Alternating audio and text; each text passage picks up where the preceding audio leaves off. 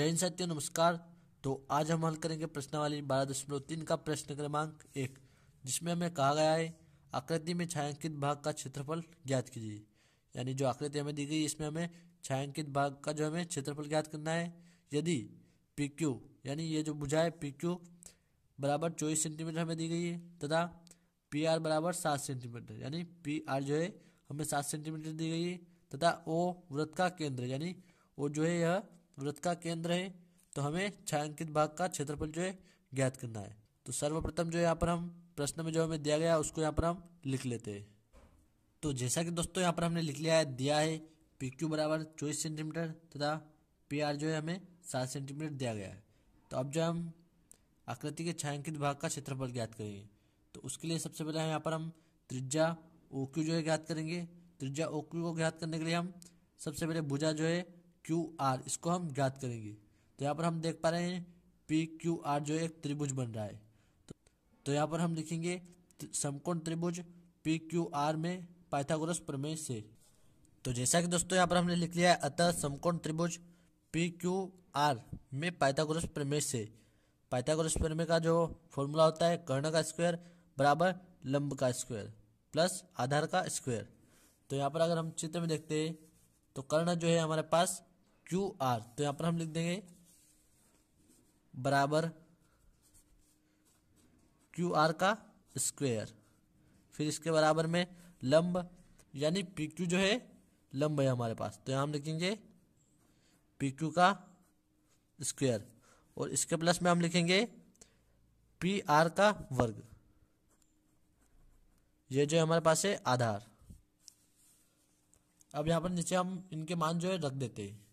तो यहाँ पर हम लिखते हैं बराबर क्यू आर जो अभी हमें ज्ञात करना है, ये वाली जो भुजा हमें ज्ञात करना है, और पी क्यू जो हमें दिया गया है प्रश्न में 24 सेंटीमीटर।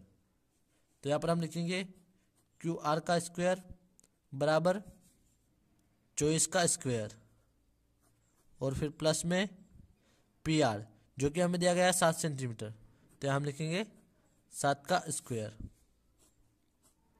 और यहाँ पर नीचे अब हम लिखेंगे बराबर क्यू आर का स्क्वायर बराबर में 24 का अगर हम स्क्वायर करते हैं यहाँ पर तो हमें 576 जो है प्राप्त होता है। तो यहाँ हम लिखेंगे 576 और इसके प्लस में 7 का अगर हम स्क्वायर करेंगे तो यहाँ पर हमें 49 जो है प्राप्त होगा।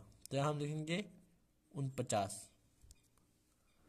अब यहाँ पर जो है हम इन दोनों को जो है जोड़ देंगे।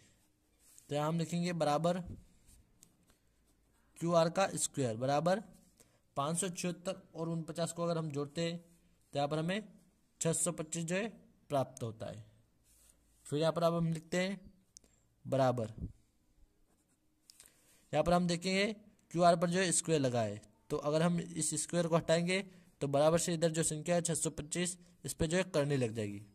तो यहाँ हम लिखेंगे क्यू आर बराबर अंडर रूट यानी करनी 625।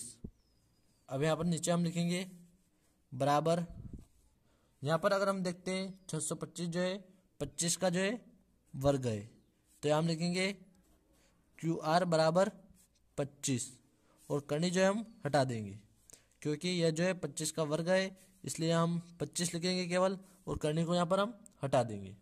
तो क्यू आर यानी ये वाली भुजा जो हमें प्राप्त हुई 25 सेंटीमीटर। अब हम ज्ञात करेंगे क्यू ओ, तो इसमें जो हम 2 का भाग दे देंगे यानी त्रिज्या हम ज्ञात करेंगे यहाँ पर। तो यहाँ हम लिखेंगे बराबर त्रिज्या बराबर 25/2 सेंटीमीटर। अब जो हम छायांकित भाग का क्षेत्रफल ज्ञात करेंगे। तो दोस्तों अब जो यहाँ पर हमने लिखा है वृत्त के छायांकित भाग का क्षेत्रफल बराबर अर्धवृत्त का क्षेत्रफल माइनस करेंगे उसमें से हम त्रिभुज पी क्यू आर का क्षेत्रफल। यानी अगर हम चित्र में देखते हैं तो ये जो अर्धवृत्त है यहाँ से इसका क्षेत्रफल हम त्रिभुज पी क्यू आर में से जो माइनस करेंगे तो हमें जो छायांकित भाग जो है प्राप्त हो जाएगा। तो यहाँ पर अगर हम देखते हैं अर्धवृत्त का क्षेत्रफल जो होता है उसका फॉर्मूला होता है 1/2 पाई आर स्क्वायर, फिर माइनस त्रिभुज पी क्यू आर का जो क्षेत्रफल उसका फॉर्मूला होगा 1/2 आधार गुणे ऊंचाई। तो यहाँ हम लिखेंगे बराबर 1/2 पाई का मान जो होता है 22/7, तो गुणे में हम लिखेंगे 22/7 और इसके गुणे में हम लिखेंगे r, जो कि अभी हमने ज्ञात की है त्रिज्या, तो वो हमें प्राप्त हुई 25/2। फिर गुणे में लिखेंगे, इस पर स्क्वायर लगा इसलिए 25/2। फिर इसमें से हम माइनस करेंगे 1/2 और फिर गुणे में आधार।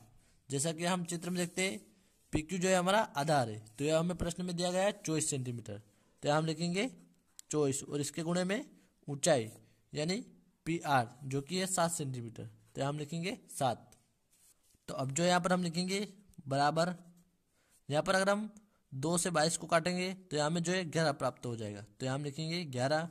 और यहाँ पर 2 से हम 24 को काट सकते हैं 12 बार, तो हम लिखेंगे 12।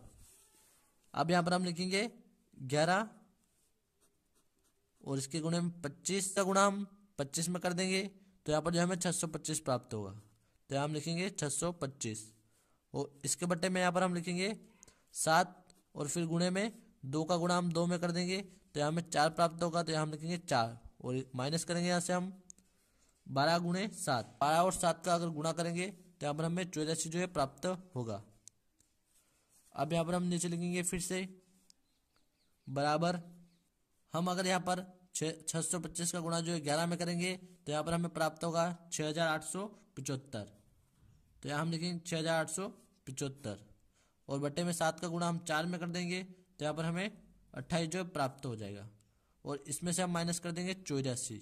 यहाँ पर जो हम देखेंगे कि इसके बट्टे में कुछ नहीं है 84 के, तो हम लिखेंगे 1 और अब जो हम इसका तिर्यक गुणा कर देंगे, तो यहाँ पर अगर हम इनका तिर्यक गुणा करेंगे तो हमें प्राप्त होगा 1 का गुणा हम 6875 में करेंगे, तो यहाँ पर जो हमें प्राप्त होगा 6875 और इसमें से हम माइनस करेंगे, तो अब जो यहाँ पर हम 28 का गुणा 84 में करेंगे तो यहाँ पर जो हमें प्राप्त होगा 2352 और इसके बट्टे में हम 28 का गुणा जो है 1 में करेंगे तो यहाँ हमें 28 जो है प्राप्त होगा।